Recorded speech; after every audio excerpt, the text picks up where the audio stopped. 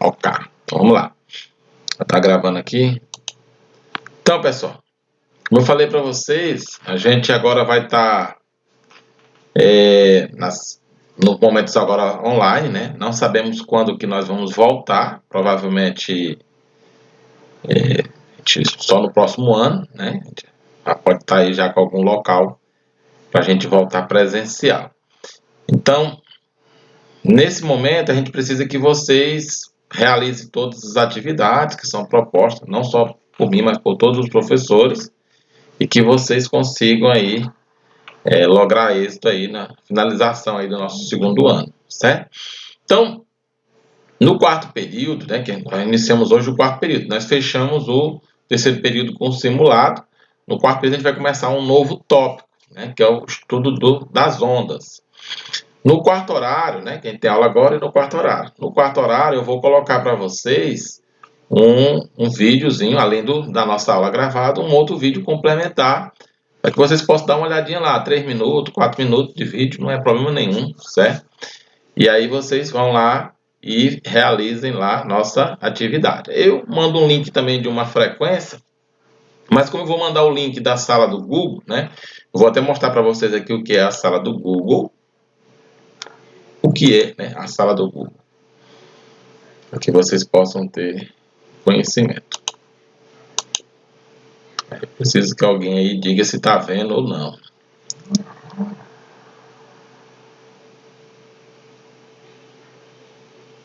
Vocês estão vendo aí? Então, vou mostrar aqui a sala do Google para vocês.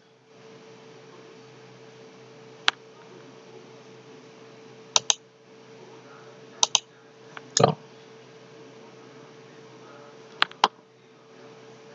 vocês estão vendo aí, né? Então, eu vou mandar para vocês a sala do Google, que é de outra disciplina. A de vocês é essa daqui, ó. Turma 201 e 202, certo? 201 é de você, 202 é dos meninos da manhã. Eu coloco todos os materiais conjunto, né? Então aqui tem um quadro de atividade, aqui é da atividade já do quarto período, né? Que vai ter esse vídeo, e depois eu vou colocar nossa aula que eu vou gravar também, para que vocês possam já estar tendo um acompanhamento, tá bom? Então, a priori é mais ou menos isso. Vocês vão clicar aqui, e aí vocês vão, em alguns casos, eles vão pedir a instalação de algum aplicativo, em outros eles vão direto, não tem problema não, certo? É depender de vocês aí. Mas aqui a vantagem do Google Class é que fica tudo aqui já na plataforma. Então você não vai ter problema de ficar guardando nada no teu celular, certo? Vai estar aqui sempre disposto para vocês. Inclusive o simulado está aqui, ó. O simulado ele ficou aqui postado aqui também, tá bom? Então vamos voltar aqui para nossa aula. Então, voltando aqui para nossa aula.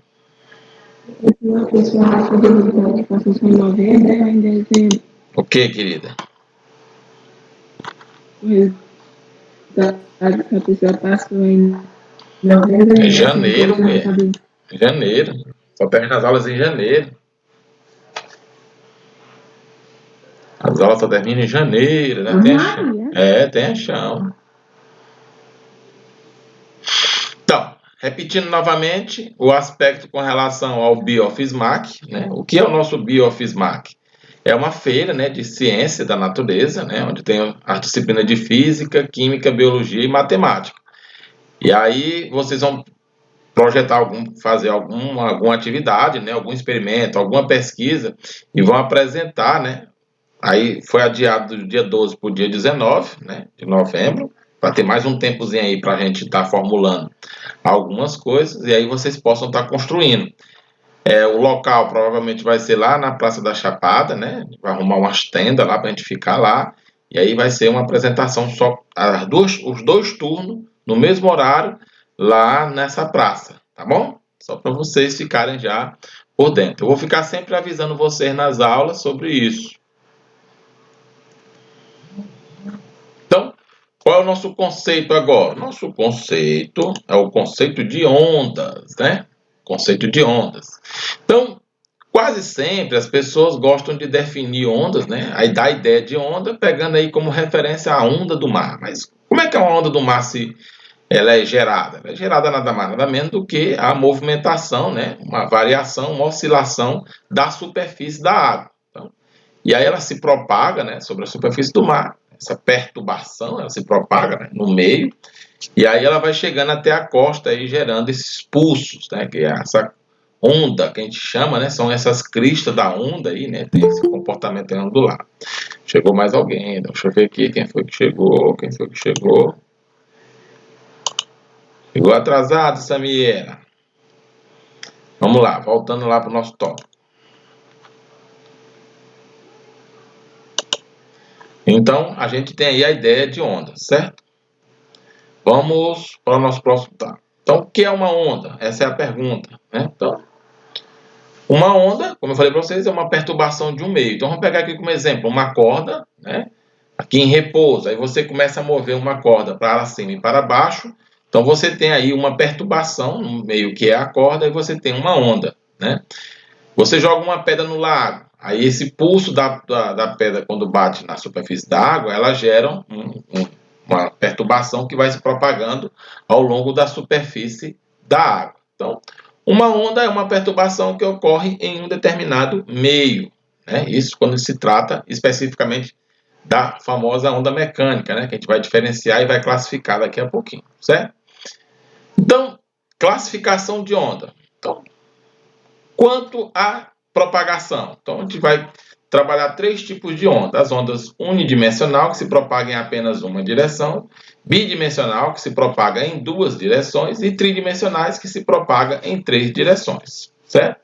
Quanto à natureza, temos a onda mecânica, que necessita de um meio material para se propagar, e a eletromagnética, que não necessita de um meio material para se propagar. Exemplos de ondas eletromagnéticas, professor. Ondas de rádio, TV, a própria luz, são exemplos de ondas eletromagnéticas, né, que não precisam de meio material para se propagar. Já as ondas mecânicas precisam de um meio material para se propagar. A onda do mar, a onda em uma corda, certo? O som, né, que são as vibrações das cordas, né, que perturbam as moléculas do ar, também gera o som que nós chamamos, que é isso que nós escutamos, né, na nossa cavidade auditiva, e aí o som também é uma onda mecânica. Então, as formas de propagação longitudinais são aquelas que tanto a propagação quanto a perturbação, elas têm vibrações na mesma orientação, certo? Então, chamamos de ondas longitudinais. Aí um exemplo da perturbação no ar, das ondas sonoras. Ela é longitudinal, ela vai se propagando aqui, ó, de acordo com a vibração, ela vai se deslocando na mesma direção. Então nós temos aí o conceito de som, né? A cavidade auditiva recebe essa vibração e aí interpreta o famoso som, ok? Então tem a parte do ouvido externo, tem a parte do ouvido interno, onde está a membrana, né, que capta essas vibrações. Aí essa membrana vai jogar lá no sensorzinho, né, que é uma espécie de membrana, né, de uma célula, é sensível, e aí ela vai interpretar esses códigos como o som que a gente percebe, né? Então tá aí um exemplo, você tem aí a perturbação, ela se propaga, chega até a cavidade auditiva. Então quanto mais forte for o som, mais alto você vai escutar, e assim sucessivamente, ok? Chegou mais alguém aqui. Chegou bem atrasado, hein? Coloca o nome aí na frequência.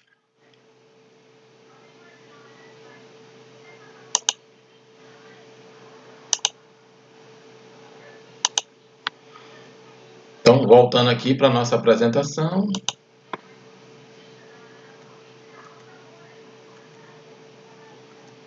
Então, vamos lá. As ondas transversais. Diferente da longitudinal, a transversal tem a perturbação perpendicular à propagação, certo?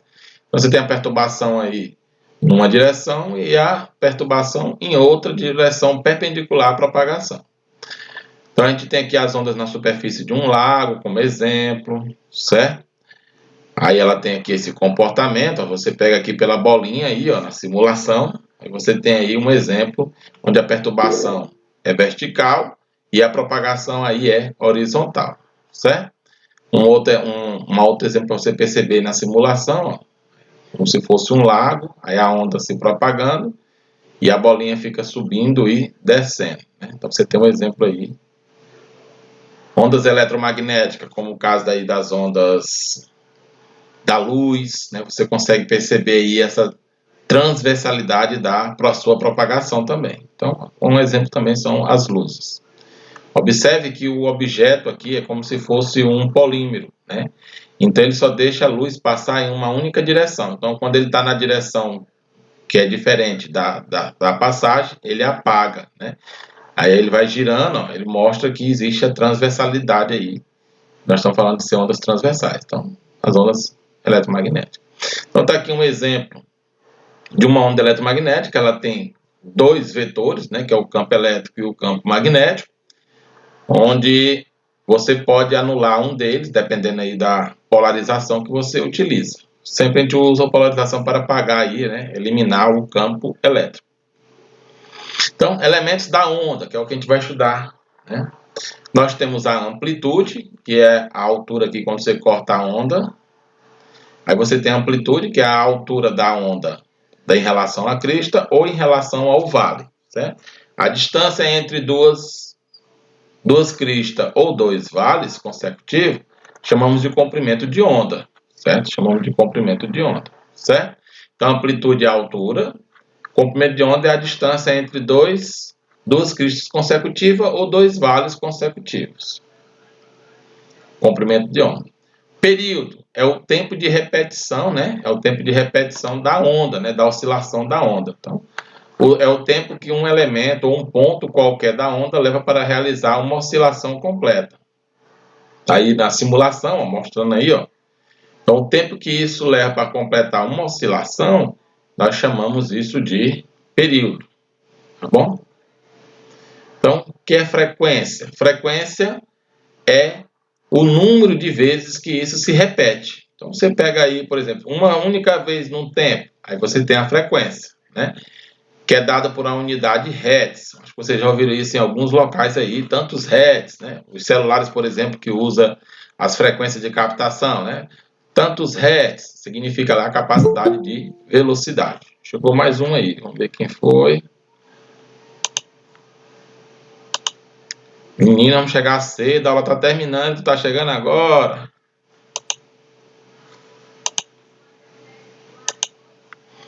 Vamos voltar. Então, concluímos aqui a parte de frequência. Vamos agora para a velocidade da onda. Velocidade da onda é o percurso que a onda faz num determinado tempo, né? Então, você pode pegar o comprimento de onda, que é uma distância, e o período, né? Então, você tem aí a velocidade da onda, né? Que pode ser dado pelo o produto entre o comprimento de onda vezes a frequência também, né? Que é o inverso do período. Então, você tem aí a velocidade de propagação de uma onda. Então, tomar cuidado que velocidade de partícula é diferente de velocidade de onda, certo? A velocidade da onda é a onda se propagando. A partícula que tiver ali sobre a onda é uma outra velocidade, são diferentes, tá bom, pessoal? Então, toma muito cuidado com isso aí.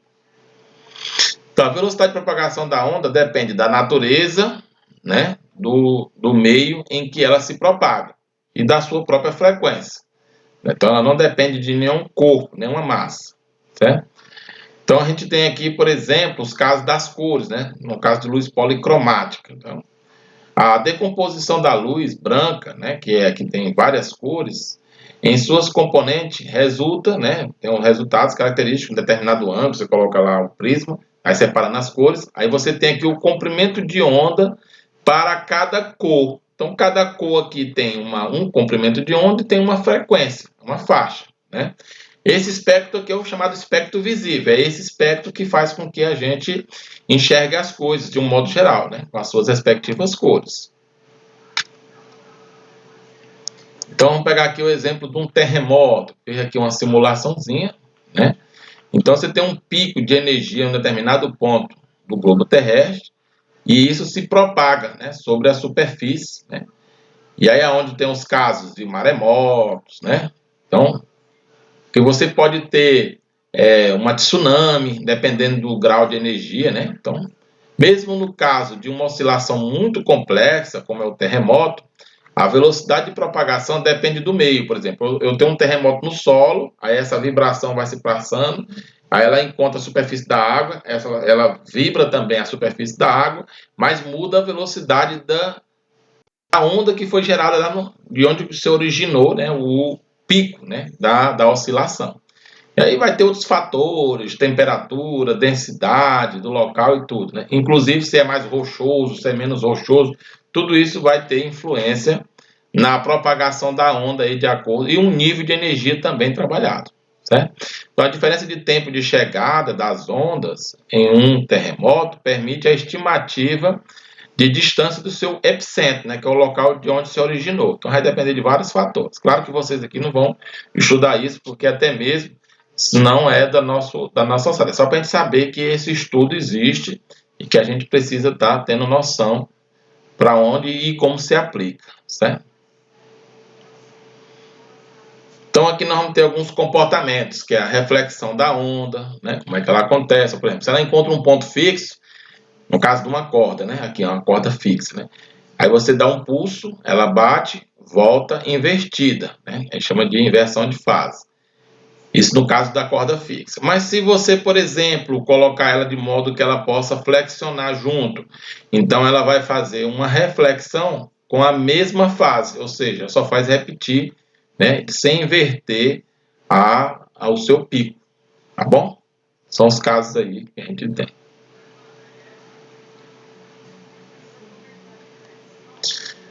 A densidade também tem as suas jogadinhas, como eu falei para vocês, ó, tá vendo aí? Ó, você tem um pulso numa corda mais fina, encontra uma grossa, ela reflete como se fosse uma fixa, uma parte refrata e outra parte, né, diminuindo a energia, e uma parte é retornada, certo? Quando você tem aqui o caso da grossa para a fina, né, que aqui é a parte de baixo, aí você tem o quê? Uma espécie de reflexão e refração, onde o pico de energia aqui, ó, há uma multiplicação, ó, ela refrata com mais energia e volta no mesmo sentido, ou seja, sem mudar a fase, porque você está vindo da grossa para a fina, tá? Ou seja, da mais densa para a menos densa. Aqui em cima tu vem da menos densa para a mais densa, ok? Então, duas ondas, aqui é tipo uma brincadeira, tá bom, pessoal?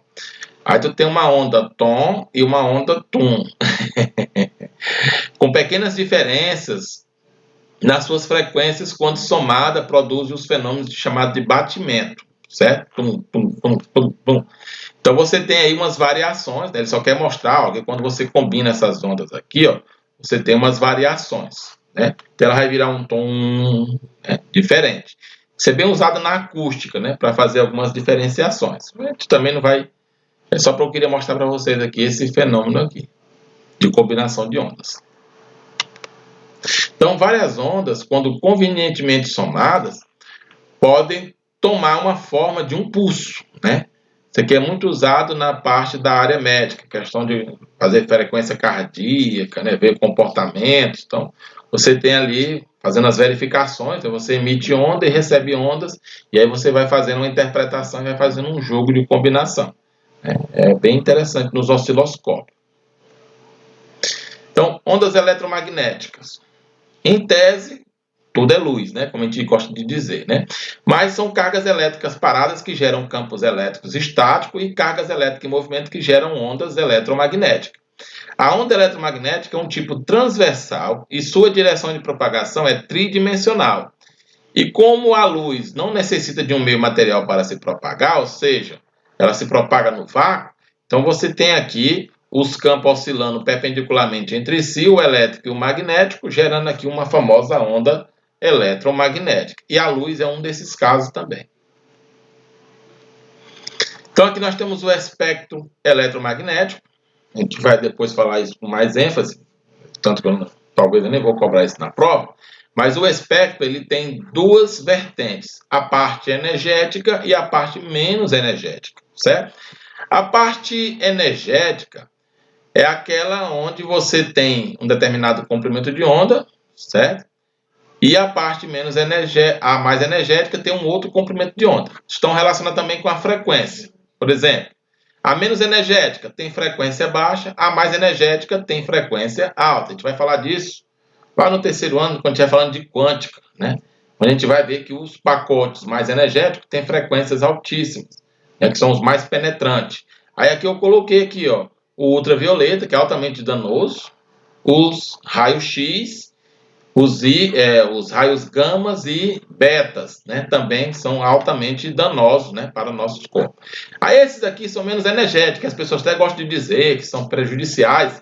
A gente não tem certeza, tem que fazer muito estudo ainda para se tirar essas conclusões. Porque nós sabemos que eles não são tão energéticos assim, ou seja, não são tão penetrantes, estão nessa ordem aqui de 10 a 10, certo? Então, se fosse isso, o visível também era problemático, porque o visível é da ordem de 10 a 14, certo? Então, esses aqui não é para fazer nenhum dano, certo? Eles não são prejudiciais porque eles não são penetrantes. Os mais prejudiciais são esses aqui, ó, que são energéticos. Os raios X, raios gama, certo? São raios, né, que são extremamente perigosos. Então, daqui do infravermelho para baixo, você já não tem tantos problemas energéticos, tá bom? Eles até fazem alguns questionamentos do infravermelho, mas não é, tá bom? Então, a radiação infravermelho, né, que eu falei para vocês, ela tem uma característica energética, tem uma determinada frequência, e ela é abaixo da luz visível. A radiação visível tem um determinado comprimento de onda e uma determinada frequência, certo? Que é essa que é responsável pela nossa visão. A ultravioleta, aquilo que eu falei para vocês, é mais energética, né? Está acima, é mais prejudicial, inclusive é uma das responsáveis pelos cânceres de pele, né? Os raios-x são usados bastante no diagnóstico médico, né? São altamente penetrantes e energéticos, são extremamente prejudiciais se usados com bastante frequência. Os raios gamas também são usados na área médica, né? São altamente energéticos, extremamente danosos. Mas se usado com cautela, você consegue, por exemplo, fazer tratamento de doenças cancerígenas, tá bom? Então, a matéria, elétron, prótons, etc., também possui natureza ondulatória. Isso aí é uma coisa que a gente vai estudar um pouco mais lá dentro da quântica, certo? Lá para quem for fazer o terceiro ano. Aqui eu estou só colocando que essa característica também pertence à quântica. Então, aqui são algumas relações com relação a essa questão energética que eu falei para vocês, né? As dimensões de comparação, né? Então, você tem aqui o tamanho de materiais em relação ao seu tamanho e a relação com o comprimento de onda, que é aquilo que eu falei para vocês, certo? Então, você tem aí as dimensões, ó, de um plâncton, né? De uma célula, a ordem de 100 micrômetros. Quando você vai para um vírus, né? A bactéria, 5 micrômetros. Né? O vírus, 100 nanômetros. Né? O DNA, 2 nanômetros. Então, são coisas bem pequenas. Então, você tem que verificar, de acordo lá com o espectro, quais são os comprimentos de onda que podem interagir com esses elementos. Tá bom? E aí, enfim.